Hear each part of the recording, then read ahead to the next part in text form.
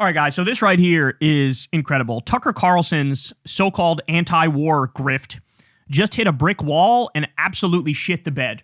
I mean, I've never seen anything like this. You want to talk about speaking with a forked tongue. I mean, this is just holy shit. So take a look at this. Trump walks into, he sets up this big meeting with all the oil company executives at the White House, which, I mean, this is like literally like a Bond villain type thing or like a Batman villain type thing that we're looking at here. Like, that's what this reminds me of. Like, this is so on the nose. You just illegally and offensively carpet bombed a country that didn't attack us and kidnapped their sovereign leader.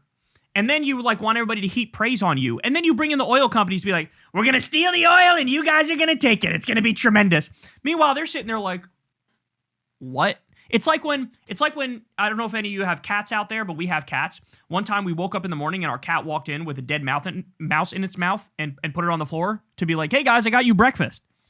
And of course, Crystal was like mortified at that. Like, what the fuck? Oh my, she woke me up like, oh my God, Salem brought in a fucking, a rat, or a mouse. And I was like, it's probably one of his toys. She was like, no, it's a mouse. And I saw it and it was. And that's what Trump's doing here. Like, he started all this fucking trouble, wantonly violated U.S. law and international law, and then he goes, you guys are with me, right? And they're like, whoa, what? And the fact of the matter is, it would cost billions of dollars to upgrade the infrastructure, right? And you need political stability in order to guarantee a return on investment. So they don't want to spend billions of dollars upgrading the oil infrastructure, then Venezuela's in a civil war anyway, and anybody who's there from the U.S. gets attacked and murdered. No, you need political stability.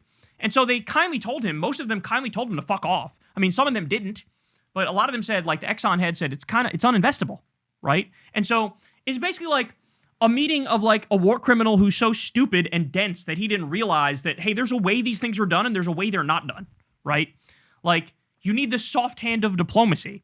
You need a cover story to tell about freedom and democracy and this and that. And he's too stupid to do that. And so he has this meeting with the oil executives, and the oil executives are like, hey, bro, you're a little too psychotic even for us. And we're the motherfuckers who were working with Bush in the war with the war in Iraq. Well, anyway, guess who's at this like comically evil meeting? Watch this. I'm gonna play this for you. Look in the background of who's clapping. Watch. So there's Tucker Carlson clapping. Now, by the way, Tucker Carlson has been virtue signaling on his show now for weeks, maybe months, about how, regime change in Venezuela would be evil and bad and wrong. And I don't even, the arguments he makes are classic, like, right-wing coded arguments. He does, like, did you know that Maduro and Venezuela are anti-abortion? Huh? Did you know they're not so fond of gay people? Huh? Like, this is his way of being like, let's not overthrow him for these reasons. It's really the dumbest argument you could ever imagine, but he was taking a stand saying, I'm against this regime change. Then Trump does it, and now you're at the White House fucking applauding him in a room full of fucking oil executives. Jesus fucking Christ. Anti-war my ass cheeks. Guys, that would be like if I continued to criticize Joe Biden for arming and funding the genocide in Gaza, always supporting Israel no matter what they did, and then you see me go on these rants, and then, you blink and you see that I'm at some White House event, and there's a picture of me clapping for Biden as he walks in the room. Everybody and their mother would say, Kyle, you're a fraud. Like, you're just a fraud. You were just calling this guy a genocidal war criminal, and now you're fucking snuggling up to him. What is that? Now, by the way, the difference is, Tucker's a bitch, so when he criticizes Trump, he never does it by name. Ever. It's always like, I'll criticize the idea of the thing that Trump is doing, but then Trump himself, oh my God, he's so right and so genius and so brilliant and so amazing. So he's a little Weasley bitch, and that just goes to show you another difference, that we're honest across the board. Like, I'll say Biden armed and funded a genocide. He's a fucking war criminal. I have no problem saying that. Even though I think he did good things when it comes to the economy, when it comes to creating 800,000 manufacturing jobs. That's neither here nor there. He's a fucking war criminal, right? He armed and funded a genocide. But here's Tucker, Mr., right-wing anti-war guy, and he's clapping for Trump as he walks into his, like, little fucking war criminal meeting. Now, the other thing that's really interesting is after, it was like the night that this event happened, Trump tweeted something very interesting. He said, basically, like, we're going to cap interest rates at 10%. No, the banks can't charge any more than 10%. No more than that.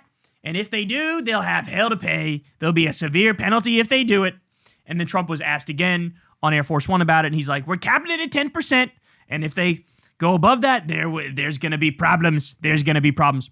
And a bunch of people pointed this out online. First of all, I think it was Bernie and AOC literally proposed a bill to cap it at 10%. Like, every Republican is against it. Okay? So let's start there. Like, Bernie and AOC propose it, every Republican is against it, right? So the Democrats are trying to get it, the Republicans actually block it, doing it through Congress. You know how you actually make law in the country?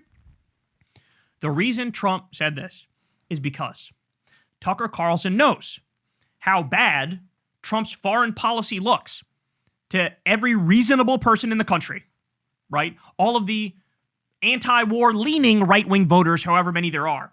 He knows these people are going, why aren't you focusing on America first? Why aren't you doing anything for regular people?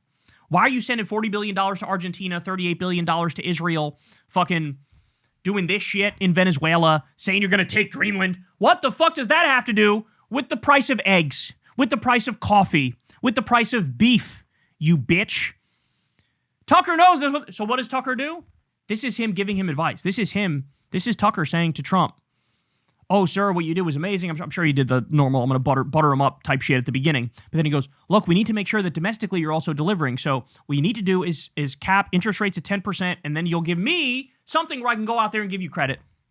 Now, here's the problem, guys. It's all a scam. It's all a ruse. He literally just posted something on Truth Social. That doesn't have the power of law. It doesn't.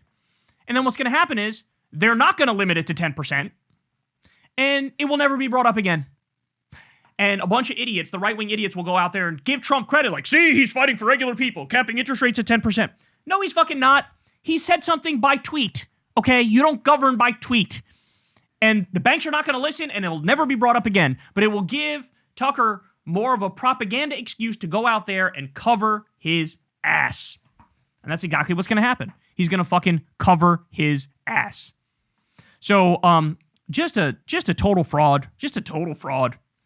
You know, like, you can't posture like you're actually against everything that Trump is for, but then continue to clap for Trump. Like, what are you even doing at this meeting? Like, I genuinely don't know. What's he doing at this meeting? Why is he at a meeting with a bunch of fucking oil executives? I don't get it. I don't understand. Right? So, total fraud, total hack, total con man, and, trying to redirect whatever actual anti-establishment energy there is on the right, trying to redirect it into continuing to support Trump and continuing to support Republicans. When the fact of the matter is, these are fucking demons. They're fascists. They're warmongers. They're only serving the Epstein class, the billionaires. They don't give a fuck. It should be a fucking scarlet letter. Anybody who's still supporting Trump after they only released 1% of the Epstein files in flagrant contravention of U.S. law. And those also implicated him to the high heavens. He's already been found guilty as fuck. Why are they not releasing the other 99%? If you're still supporting him after they are doing clearly the biggest cover-up in U.S. history, protecting the elite pedophile cabal, well, then I got nothing for you. I got nothing for you. You want to be tricked. You want to win the Fell for It Again award. Like that, you want that, right? So it is what it is, man. It is what it is. But this anti-war grift fucking fell apart. He's not anti-war. He's never been anti-war. He's currently backing a president that just fucking illegally did regime change in Venezuela. He's threatening Greenland. He's also threatening Cuba and Colombia. He's threatening Panama. He's threatening all these, like, it's over, bro. It's over. This is the biggest fucking warmonger on earth, and you're still sitting there clapping for him. So your brand is just a brand. It's a whole bunch of bullshit. Now everybody knows it. Now everybody sees through it. Everybody's waking up.